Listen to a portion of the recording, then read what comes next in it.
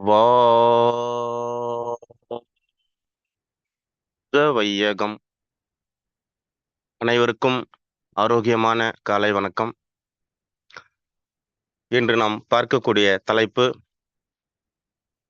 Blood pressure என்று சொல்லக்கூடிய BP,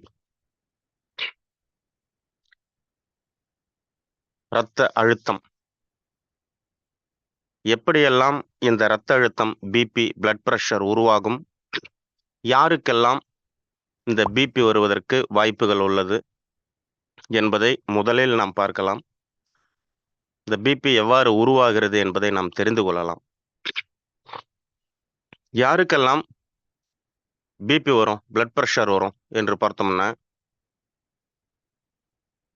பள்ளியில் படிக்கக்கூடிய மாணவர்களுக்கு பிபி வரும். குறிப்பாக அரசு பள்ளியை தவிர்த்து தனியார் பள்ளியில் படிக்கக்கூடிய மாணவர்களுக்கு பிபி வரும்.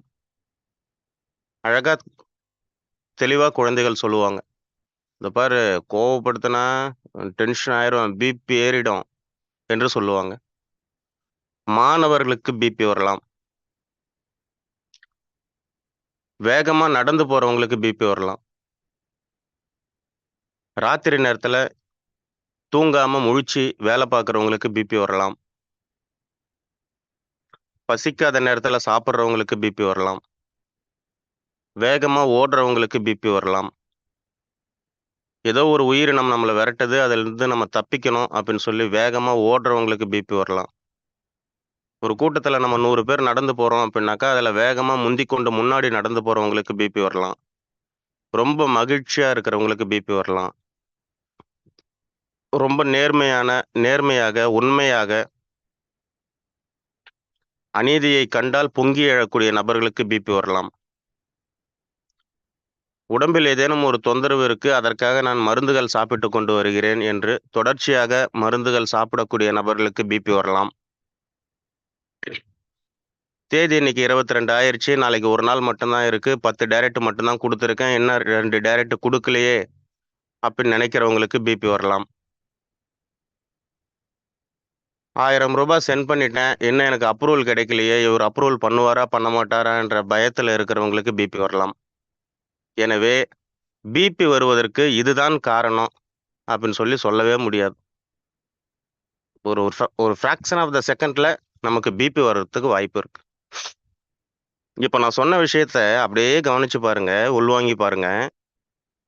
எப்ப எல்லாம் நம்ம அதிகமா கோவப்படுறோமோ, அப்பெல்லாம் நமக்கு பிபி வரும். பிபி வரணும். வந்தே ஆகணும். இதுதான் இயற்கை, யதார்த்தம், இயல்பு. கோவப்படும்போது என்ன நடக்குது பாருங்களேன். அப்படியே நம்ம அறியாம உடம்பு அப்படியே ஒரு சூடாகுது. உடம்பு சூடாகும்போது பிபி வரும். பிபிங்கிறது வந்தா விருந்தாடி மாரி. வந்து கொஞ்ச நேரம் இருந்து போயிடும். விருந்தாடியாவது 1 நாள், 2 நாள் வீட்ல தங்குவாங்க. பிபிங்கிறது கொஞ்ச நேரம், அதிகப்படியாக ஒரு 10 நிமிஷம், 5 நிமிஷம். வந்துச்சு அப்படின்னாக்கா அது போயிரும். ஆனா, இன்னைக்கு நிரந்தர பிபி நோயாளியாக, ரத்த அழுத்த நோயாளியாக இருக்காங்க இல்லைங்களா? அவர்களுக்கு எப்படி பிபி நிரந்தரமா இருந்துகிட்டே இருக்கு என்பதை நம்ம தெரிஞ்சுக்கிறலாம். இந்த உலகில் வாழக்கூடிய மக்கள் ஒவ்வொருத்தரும் ஒவ்வொரு பணி பார்த்துக்கிட்டு இருக்காங்க. ஒவ்வொருத்தரும் ஒவ்வொரு சூழ்நிலையில இருக்காங்க. எல்லாருக்குமே உடம்புல ஒவ்வொரு விதமான பிபி இருக்கும். இரவு நேரத்துல சரியாக தூங்கல அப்படின்னாக்கா, உடம்பு வெப்பமாக ஆரம்பிக்கும். உடம்பு வெப்பமாச்சு அப்படின்னா, வெப்பம் அதனுடைய இயல்பான தன்மை என்னன்னா, தண்ணீர சுண்ட வச்சிரும். நமது உடம்பில இருக்கக்கூடிய ரத்தம் அது அனைத்துமே வந்துட்டு நீர் தான். திரவம் தான். அப்ப வெப்பம் கூடுதலாகும்போது, உடம்பில் இருக்கக்கூடிய நீர் வந்து சுண்டிடும். ரத்தம் வந்து சுண்டிடும். ரத்தம் சுண்டி தண்ணியா இருக்கக்கூடிய ரத்தம் திக்கா எண்ணெய் மாதிரி மாறிடுச்சு அப்படின்னா, அந்த ரத்த நாளங்கள்ல அந்த ரத்தத்த கொண்டு போறதுக்கு ஒரு வேகத்தை ஏற்படுத்தும். ஒரு பிரஷர குடுக்கும். அதுதான் பிபி. உடல் உழைப்பு அதிகமா இல்லாம ஒரே இடத்துல உட்கார்ந்துட்டு இருக்கக்கூடிய முதலாளி. இந்த பக்கம் கை காட்டினா 10 பேர் வேலை செய்வாங்க. இந்த பக்கம் கை காட்டினா 10 பேர் வேலை செய்வாங்க. அவங்களுக்கு பிபி வரலாம். அதிகமாக பணம் சேர்த்து வைத்திருப்பவர்களுக்கு. பணம் சேர்த்து வைப்பவர்கள் மட்டும் கிடையாது. அந்த பணத்தை யாருக்கும் நான் உதவி பண்ண மாட்டேன். நான் மட்டுமே வச்சுப்பேன் அப்படின்னு சொல்லி நினைக்கிறாங்க பார்த்தீங்களா? அவங்களுக்கு பிபி வரலாம். காரணம், இந்த பணத்தை யாருன்னா அபகரிச்சுப்பாங்களோ, இந்த ஒட்டுமொத்த பணத்தை விட்டுட்டு நான் போய் சேர்ந்துருவனோ அப்படிங்கிற பயத்திலேயே பிபி வரும். பயம் ஏற்படும்போது அத்தனை நேரமும் நமக்கு பிபி உயரும். ஒரு எளிய உதாரணம் உங்களுக்கு சொல்றேன். நான் நடந்து போயிட்டே இருக்கேன். ஒரு நாய் என்ன விரட்டுது. இந்த நாயிடமிருந்து நான் தப்பிக்கணும் அப்படின்னாக்கா, நான் நாயை விட வேகமா ஓடணும். இப்ப நாயை விட நான் வேகமா ஓடும்போது, நிச்சயமாக எனது உடம்பில் பிரஷர் அதிகமாகத்தான் இருக்கும். பிபி அதிகமாகத்தான் இருக்கும். இதை மாற்ற முடியாது. இன்று இந்த விஞ்ஞானிகள் அறிவுபூர்வமாக ஒரு அளவு வைத்திருக்கிறார்கள்.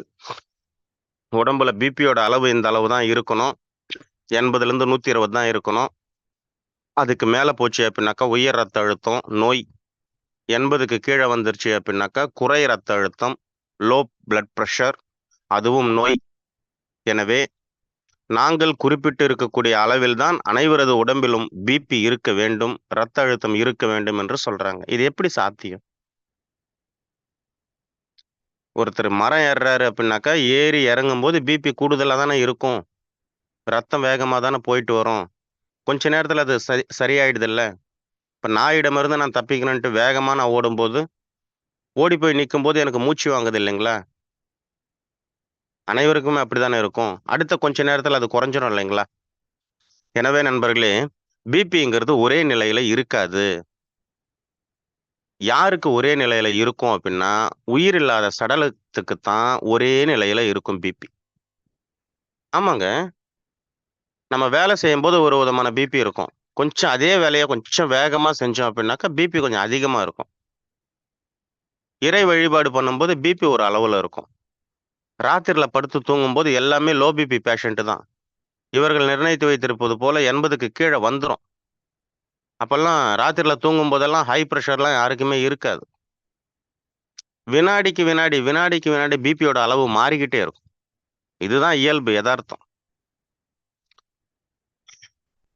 யார் ஒருத்தருமே பிபி வந்து மருத்துவமனைக்கு போறது கிடையாது.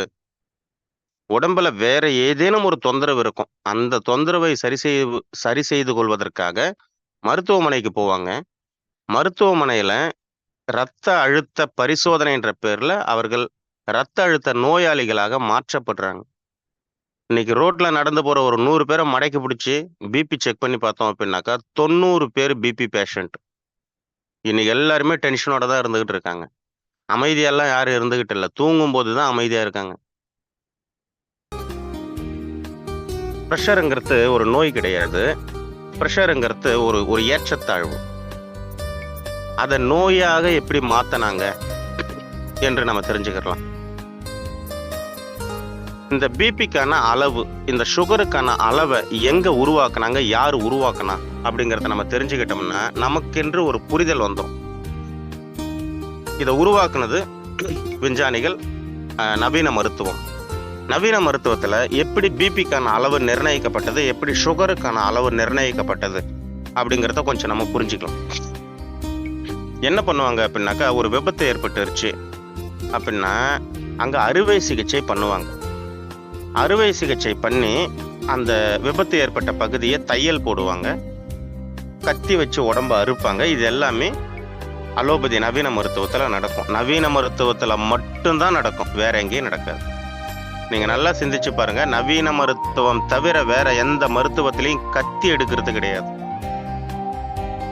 புத்தியை தான் எடுப்பாங்க. அங்க அது இல்லாதனால கத்தி எடுத்துக்கிட்டு இருக்காங்க. உடம்புல ஒரு சிதைவு ஏற்பட்டுருச்சு, ஒரு விபத்து ஏற்பட்டு கொஞ்சம் உடம்புல ஒரு சிதைவு ஏற்பட்டுருச்சு அப்படின்னாக்கா அதை ஒன்று சேர்த்து தைக்கணும். இதுக்கு நவீன மருத்துவம் அவசியம். அந்த காலகட்டங்களில் நவீன மருத்துவம் தவிர வேற எந்த மருத்துவமும் நமக்கு உதவி செய்யாது. அங்க நம்ம போகணும். ஒருத்தர் கத்தியாக குத்திட்டாரு அப்படின்னாக்கா நவீன மருத்துவத்துக்கு தான் போய் ஆகணும். அங்கதான் அதற்கான சிறந்த மருத்துவம் இருக்கு. இப்ப இங்க என்ன பண்ணுவாங்க அப்படின்னாக்கா, ஊசி நரம்பு எடுத்து அந்த சதையை தைக்கும் போது அந்த உடல் வந்து பதறும். ஒரு அறுவை சிகிச்சைக்காக உடம்புல கத்தியை வச்சு கீறும் போது அந்த உடல் செல்கள் வந்து பதறும். அப்போ இயல்பை விட கூடுதலா பிபி அதிகமாகும், சுகர் அதிகமாகும். உடம்பு இந்த சிதைக்கிறாங்களே அப்படின்ட்டு உயிரணுக்கள் பதறும் போது அந்த உடலை விட்டு உயிர் பிரிவதற்கு வாய்ப்பு இருக்கு. இதை என்ன பண்ணலாம், எப்படி இதை கொண்டு வரலாம்? ஆப்ரேஷனும் பண்ணணும், உயிரும் போகக்கூடாது. இதுக்கு என்ன பண்ணலாம் அப்படின்னு சொல்லி அறிவில் சிறைந்த அனைத்து மருத்துவர்களும் விஞ்ஞானிகளும் ஒன்று கூடி பேசினாங்க. அப்போ அனஸ்தீசியா அப்படிங்கிற ஒரு மயக்க மருந்தை கொண்டு வந்தாங்க. இந்த அனஸ்தீசியா மயக்க மருந்தை கொண்டு வந்தோம் அப்படின்னாக்கா அந்த உடல் ஒரு ஒரு உணர்வற்ற நிலையில போயிடும். அந்த பகுதி அது போகும்போது அனஸ்தீசியா போடும்போது அந்த அனஸ்தீசியாவை ஏற்றுக்கொள்ள முடியாம நிறைய உயிர்கள் உடலை விட்டு வெளியேறியது. அந்த நோயாளிகள் மரணிச்சாங்க. அனஸ்தீசியா போட்டு அறுவை சிகிச்சை செய்யும் போது கூட நிறைய மரணங்கள் ஏற்படுது. இதை தடுப்பதற்கு நம்ம என்ன செய்யலாம் அப்படின்னு சொல்லி சிந்திச்சு பார்க்கும்போது அப்போ ப்ரெஷர் பார்க்க ஆரம்பிக்கிறாங்க. உடம்புல கத்தி வைக்கிறதுக்கு முன்னாடி ப்ரெஷர் எப்படி இருக்கு, உடம்புல கத்தி வைக்கும் போது ப்ரெஷர் எப்படி இருக்கு அப்படின்ட்டு ப்ரெஷரை செக் பண்ணி பார்க்குறாங்க. உடம்புல கத்தி வைக்கிறதுக்கு முன்னாடி ப்ரெஷர் நார்மலாக இருக்கு அவர்களது பார்வையில். உடம்புல கத்தி வைக்கும் போது ப்ரெஷரோட அளவு அதிகமாகுது. ஓ, இவ்வளவு திடீர் மரணங்கள் ஏற்படுவதற்கு இதுதான் காரணமாக இருக்கா? அப்போ இதை நம்ம ஒரு கண்ட்ரோலில் கொண்டு வரணும் என்று உடம்புல கத்தி வச்சு அறுக்கும் போதும் உயிர் போகாத நிலையில் இருக்கும்போது ப்ரெஷரோட அளவு என்ன இருக்குன்னு கணிக்கிறாங்க. அந்த கணிப்பு தான் 160 200 என்று நிர்ணயிச்சாங்க. குறைந்தபட்சம் 160, அதிகபட்சம் 200. 200க்கு மேல போகும்போது அறுவை சிகிச்சை காலகட்டத்தில் உயிர் பிரியுது. இப்ப இந்த உயிர் பிரியத்தை நம்ம தடுக்கணும் என்று அந்த குறைந்தபட்ச அளவு அதிகபட்ச அளவு இதை நிர்ணயிச்சாங்க. அந்த ப்ரெஷரோட அளவுல அந்த பாதிக்கப்பட்ட நோயாளியை மெயின்டைன் பண்றதுக்காக சில மருந்துகளை கண்டுபிடிச்சாங்க. அறுவை சிகிச்சைக்கு முன்பு அந்த நோயாளிகளுக்கு அந்த மருந்துகளை கொடுத்தாங்க. அதே மெயின்டெனன்ஸ்ல அந்த ப்ரெஷரோட அளவை வச்சுக்கிட்டு அறுவை சிகிச்சை பண்ணாங்க. ஆப்ரேஷன் சக்சஸ், பேஷண்ட்டும் சக்சஸ். நிறைய இடத்துல ஆப்ரேஷன் சக்சஸ், பேஷண்ட் டெத்துன்னு வரும். அதை மாத்துறதுக்காக இந்த நிலையை உருவாக்குனாங்க. அப்ப இது எங்க பயன்பட்டுச்சு அப்படின்னா, அறுவை சிகிச்சை செய்யும் போது ஒரு மனிதனுக்கு ரத்த அழுத்தத்துடைய அளவு எந்த அளவு இருக்கணும்ன்றதுக்காக இந்த ப்ரெஷரோட அளவும், சுகருக்கும் இதே கதை தாங்க, சுகரோட அளவையும் கண்டுபிடிச்சாங்க. இந்த 160 200 இருந்த இந்த அளவு இன்னைக்கு எப்படி 80 160க்கு மாறிச்சு அப்படிங்கிறத நம்ம தெரிஞ்சுக்கிறோம். இப்போ அறுவை சிகிச்சை காலகட்டத்தில் ஒரு மனிதனுக்கு உடம்புல அந்த ரத்த அழுத்தத்தோடைய அளவு, ப்ரெஷரோட அளவு எவ்வளவு இருக்கணும்னு கண்டுபிடிச்சாங்களோ அதே அளவு தான் அறுவை சிகிச்சை பண்ணாம இயல்பாக குடும்பத்தோடு வாழ்ந்துகிட்டு இருக்கக்கூடிய நபர்களுக்கும் இருக்கணும் அப்படிங்கிற ஒரு திட்டத்தை கொண்டு வந்தாங்க.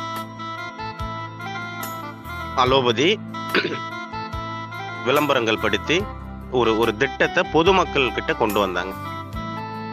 மருத்துவர்கள் எது சொன்னாலும் சரியாகத்தான் இருக்கும் என்று ஏற்று மக்கள் அதை கடைபிடிக்க ஆரம்பிச்சாங்க.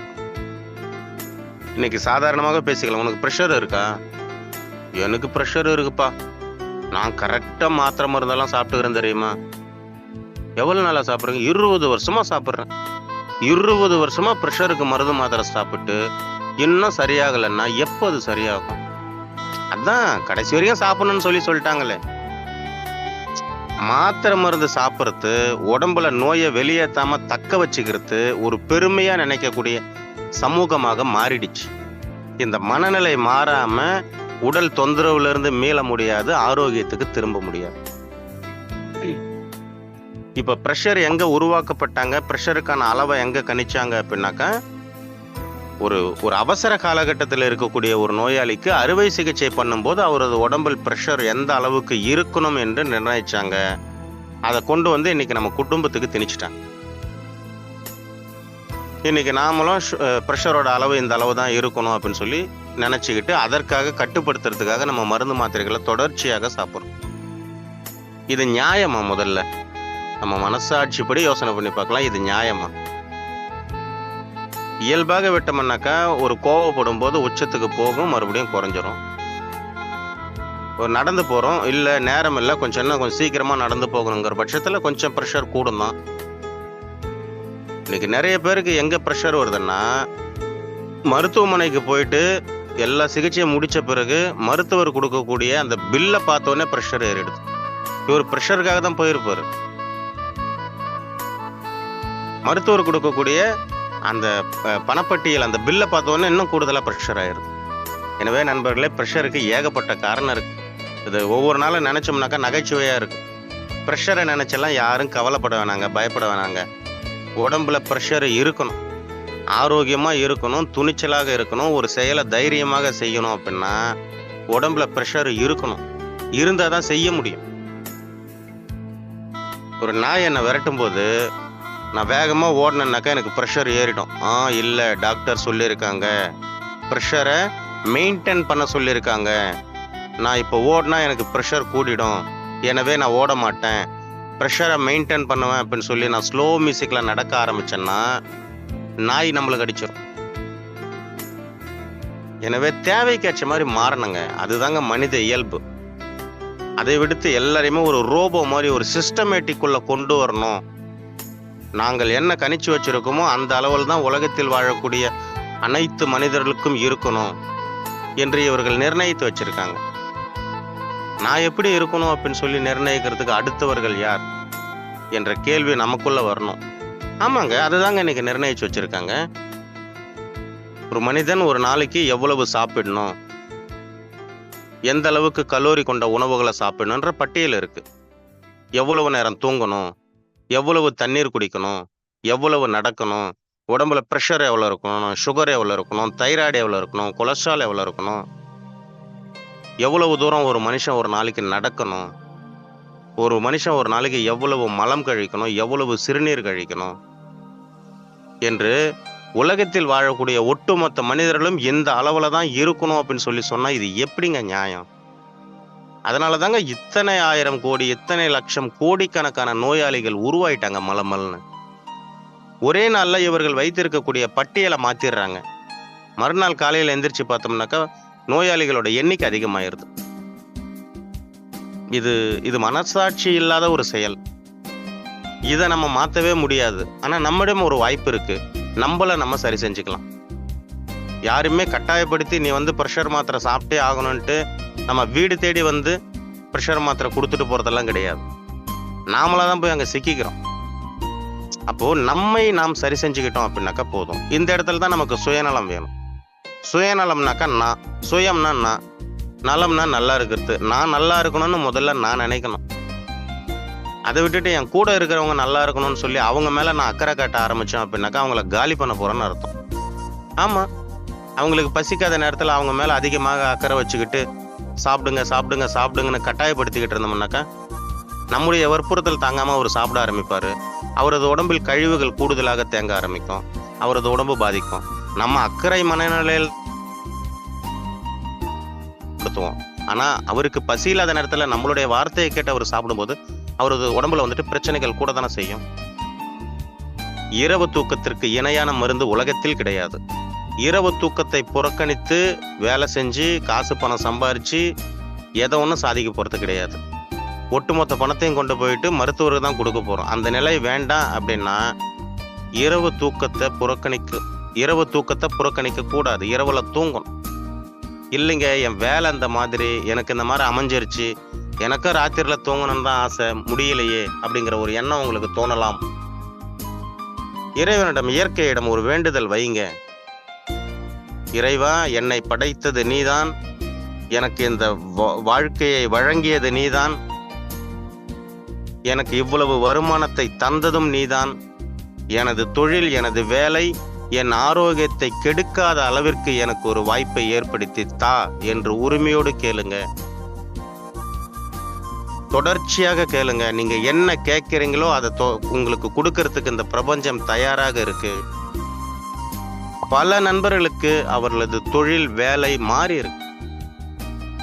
இந்த வேண்டுதல் மூலமாக நம்ம ஒரு சின்ன விருப்பத்தை வைப்போமே.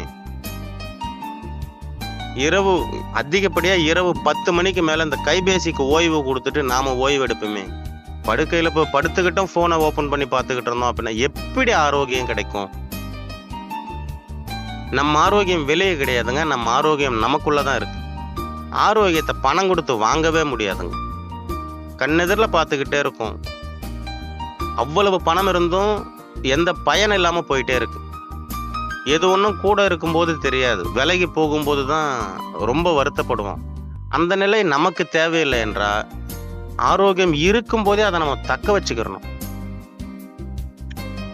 பிரஷருக்காக நம்ம தொடர்ச்சியாக மாத்திரைகள் சாப்பிடும்போது உடம்புல என்னென்ன தொந்தரவுகள் ஏற்படுது?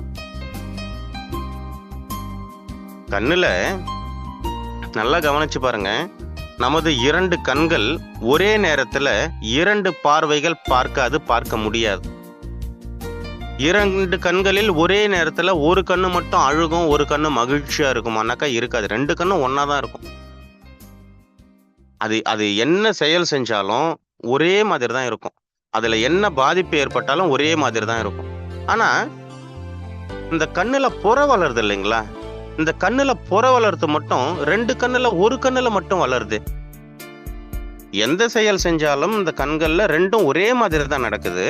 ஆனா இந்த கண்களில் புற வளரும் போது மட்டும் ஒரு கண்ணுல மட்டும் வளருது, ஒரு கண்ணுல வளர மாட்டேங்குது. என்னைக்காவது இதை நம்ம சிந்திச்சிருக்கோமா? மருத்துவமனைக்கு போனோம் அப்படின்னாக்கா ஒரு கண்ணை மட்டும் அந்த புறைய உரிக்கிறாங்களே. அதன் பிறகு நமக்கு அதுக்கான சொட்டு மருந்தை கொடுத்து கண்ணாடியை கொடுத்து பயன்படுத்துங்க, ரெடியா இருங்க, இன்னும் கொஞ்ச நாள் பொறுத்து அந்த கண்ணுல இதே மாதிரி பாதிப்பு வந்துச்சுனாக்கா வாங்கன்னு சொல்லி சொல்றாங்களே. இது எப்படி நடக்குது நண்பர்களே? இரவு தூக்கத்தை நம்ம புறக்கணித்தால், உடம்பில் ஏதேனும் ஒரு தொந்தரவுக்காக தொடர்ச்சியாக மருந்து மாத்திரைகள் சாப்பிட்டு கொண்டு வந்தால், குறிப்பாக ரசாயன மருந்து மாத்திரைகளை தொடர்ச்சியாக சாப்பிட்டு கொண்டு வந்தால், வாழ்நாள் நோய் என்று சொல்லக்கூடிய இரத்த அழுத்தம், சர்க்கரை வியாதி தொந்தரவுகள், இருதய நோய் என்று சொல்லக்கூடிய இந்த உடல் கூறுகள் தொந்தரவுக்காக தொடர்ச்சியாக ரசாயன மருந்துகளை நாம் பயன்படுத்தி வந்தால், நமக்கு முதலில் பாதிக்கப்படக்கூடிய ஒரு உறுப்பு எது என்றால் நமது கல்லீரல். கல்லீரல் நேரடியாக பராமரிக்கக்கூடிய ஒரு உறுப்பு எது என்றால் நமது கண்கள். அப்ப முதல் பாதிப்பு எங்க ஏற்படுது அப்படின்னாக்க கண்களில் ஏற்படுது. நமக்கே தெரியும், சாதாரணமா பிரச்சனை எங்க உருவாகுதோ அங்கதான் நம்ம தீர்வை நோக்கி போகணும்ட்டு. ஆனால் அதை விட்டுட்டு பிரச்சனை வெளிப்படக்கூடிய இடத்துல நம்ம தீர்வை பார்த்துக்கிட்டே இருந்தோம்னாக்கா எப்படி பிரச்சனை சரியாகும்? அதனாலதான் அலோபதி மருத்துவத்துல எந்த நோய்க்காக நம்ம போனாலும் பிரச்சனை தீர மாட்டேங்குது. அப்படியே கண்ட்ரோல்லே இருக்கு. ஒரு காலகட்டத்தில் அதிகமாக ஆரம்பிச்சிருது. ப்ரெஷருக்காக தொடர்ச்சியாக ஒருத்தர் மாத்திரை சாப்பிடும்போது முதலில் அவருக்கு ஏற்படக்கூடிய பாதிப்பு கண் சார்ந்த தொந்தரவுகளாக மாறுது. மருத்துவர்கள் சொல்லுவாங்க, ப்ரெஷர் அதிகமாயிருச்சு அப்படின்னாக்கா இதயத்துக்கு பிரச்சனை. ஆமா, இதயத்துக்கு பிரச்சனை தான்.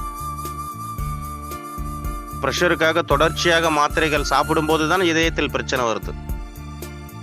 சாதாரணமாக ப்ரெஷர் கூடி குறைஞ்சிக்கிட்டு போகும்போது இதயத்தில் எந்த பிரச்சனையுமே வரல. நீங்க சாதாரணமா நம்ம யோசனை பண்ணி பார்க்கலாம், ஒரு ப்ரெஷர் எத்தனை வயசுலங்க ஒரு உறுதியாகுது? ஒரு தோராயமா பார்த்தோம்னா ஒரு 30, 35, 40 வயசுக்கு மேலதான் ஒரு ரத்த அழுத்த நோயாளியாக அவரை மாத்துறாங்க. முதல்ல ஒரு 40 வயசுக்கு மேலதான் அவர் தொடர்ச்சியாக ரத்த அழுத்தத்துக்காக மருந்து மாத்திரைகள் சாப்பிட்றாரு. இப்ப மருந்து மாத்திரைகளை சாப்பிடும்போது அந்த ப்ரெஷருக்காக கொடுக்கக்கூடிய அந்த மருந்துகளை தரக்கூடிய மருத்துவர் தெளிவா சொல்றாரு, நீங்க ப்ரெஷர் கண்ட்ரோல்ல வச்சுக்கணுங்க. ஐயா, அதை கண்ட்ரோல்ல வச்சுக்க முடியலன்னா உங்ககிட்ட வந்தோம், நீங்க மறுபடியும் எங்களையே கண்ட்ரோல்ல வச்சுக்க சொல்றீங்களா? சரிங்க சரிங்க அப்படின்னு தலையாட்டிக்கிறோம். ப்ரெஷரை நீங்க கண்ட்ரோல்ல வச்சுக்கணும். அதிகமாயிருச்சு அப்படின்னா ஹார்ட் ப்ராப்ளம் வந்துடும். அப்புறம் நீங்க ஹார்ட் டாக்டரை, கார்டியாலஜிஸ்ட் நீங்க பாக்குற மாதிரி ஆயிரும் என்று நமக்கு அறிவுரை சொல்லுவாங்க. இப்போ இந்த 40 வயசுக்கு முன்னாடி விவரம் தெரிஞ்ச நாள்ல இருந்து ப்ரெஷரே நமக்கு வந்தது கிடையாதா? அப்பெல்லாம் நம்ம ப்ரெஷருக்காக தொடர்ச்சியாக நம்ம மாத்திரை மருந்து சாப்பிட்டோமா? இப்ப ஏதோ ப்ரெஷர் இருக்கு அப்படின்னு சொல்லி நமக்கு மருந்து தர ஆரம்பிச்சாங்க. தொடர்ச்சியாக இந்த மருந்துகளை சாப்பிட சொல்றாங்க. இந்த ப்ரெஷரை நம்ம கட்டுப்பாட்டுல வச்சுக்கல அப்படின்னாக்கா இதயம் சார்ந்த நோய் வந்துடும், இதய பாதிப்பு வந்துடும் என்று சொல்றாங்க. இதை என்னைக்காவது நம்ம யோசனை பண்ணி பார்த்துருக்கோமா? நம்ம எத்தனை பேருக்கு ப்ரெஷர் மாத்திரை வாங்கிட்டு வந்து கொடுத்துருப்போம், சுகர் மாத்திரை வாங்கிட்டு வந்து கொடுத்துருப்போம். உண்மையாகவே ஒரு நல்ல மனசோட அவங்களுக்கு தேவையான மருந்தை நம்ம வாங்கிட்டு வந்து கொடுத்துருப்போம். நாம வாங்கிட்டு வந்து கொடுத்த ஒரு பொருளை அவங்க சாப்பிடும்போது அவங்க உடம்புல எவ்வளவு பாதிப்புகள் ஏற்படுது தெரியுங்களா? அப்ப அவங்க உடம்புல இருக்கக்கூடிய உள்ளுறுப்புகள் பாதிப்பதற்கு நாமும் ஒரு துணையாக இருந்திருக்கோம். இது நுணுக்கமாக நம்ம பார்த்தோம் அப்படின்னாக்கா, நமது செயல் ஒருவருக்கு நன்மையை தருகிறதா, ஒருவருக்கு தீமையை தருகிறதா? இல்ல முடியாம இருக்கிற நம்மளோட குடும்ப உறவுகளுக்கு, நண்பர்களுக்கு ஒரு உதவியாகத்தான் நம்ம செய்கிறோம். அது நல்லதுதான், பாராட்டக்கூடியதான், வரவேற்கத்தக்கது தான். ஆனால் அந்த பொருளை உண்ணக்கூடிய நபருடைய உடம்பில் என்ன மாற்றங்கள் ஏற்படும்? நல்லாயிரம் நினைச்சுதான் இன்றளவும் நம்ம வாங்கி கொடுத்துக்கிட்டே இருக்கோம். ஆனா அந்த ரசாயன மருந்துகள் உள்ளுக்குள்ள போச்சு அப்படின்னாக்கா, நமது சிறுநீரகங்களை பாதிக்கும், நமது கல்லீரலை பாதிக்கும், நமது இருதயத்தை பாதிக்கும், நமது மூளை ஆற்றலை பாதிக்கும், நமது வயிற்றில் இருக்கக்கூடிய செரிமான சக்தியை பாதிக்கும். தொடர்ச்சியாக ஒரு மருந்துகளை சாப்பிட்டு கொண்டே வருகிறார் என்றால், அவரது முதுகு தண்டுவடத்தில் இருக்கக்கூடிய அந்த நோய் எதிர்ப்பு சக்திக்கான மூலாதார சக்தி படிப்படியாக சிதைய ஆரம்பிக்கும், குறைய ஆரம்பிக்கும். அது நீங்க சுகருக்காக சாப்பிட்டாலும் சரி, பிரஷருக்காக சாப்பிட்டாலும் சரி. பிரஷருங்கிறது மீண்டும் நான் உங்களுக்கு நினைவுபடுத்துகிறேன், இரத்த அழுத்தம் என்பது ஒரு நோய் கிடையாது. இரத்த அழுத்தம் என்பது இயல்பாக ஏற்படக்கூடிய ஒரு உடலியல் மாற்றம். அது தானாக கூடும், தானாக குறையும். அதை கண்டு நாம் பயம் கொள்ள தேவையில்லை, அவசியம் இல்லை. என்று நாம் அந்த இரத்த அழுத்தத்தை கட்டுப்பாட்டில் வைக்க வேண்டும் என்று தொடர்ச்சியாக நம்ம மருந்துகளை சாப்பிட துவங்குறோமோ, அப்பொழுதுதான் நாம நிரந்தர இரத்த அழுத்த நோயாளியாக மாறுறோம். இந்த தொடர்ச்சியாக மருந்துகளை சாப்பிடும் போது கூடுதலாக அந்த மருந்துகளுக்கான பரிசாக நமக்கு என்ன கிடைக்குது அப்படிங்கிறத நாளை காலை 4:30 மணிக்கு நம்ம கலந்து பேசி தெரிஞ்சுக்கலாம். உங்களோடு இந்த உரையை நிகழ்த்துவதற்கு எனக்கு வாய்ப்பளித்த இந்த இயற்கைக்கும் பிரபஞ்சத்திற்கும் PPA ஸ்பீடுகாஸ்ட் நிர்வாகத்திற்கும் உங்கள் அனைவருக்கும் எனது மனமார்ந்த நன்றியை கூறி விடைபெறுகிறேன். நன்றி, வணக்கம், நல்லதே நடக்கும். நன்றி.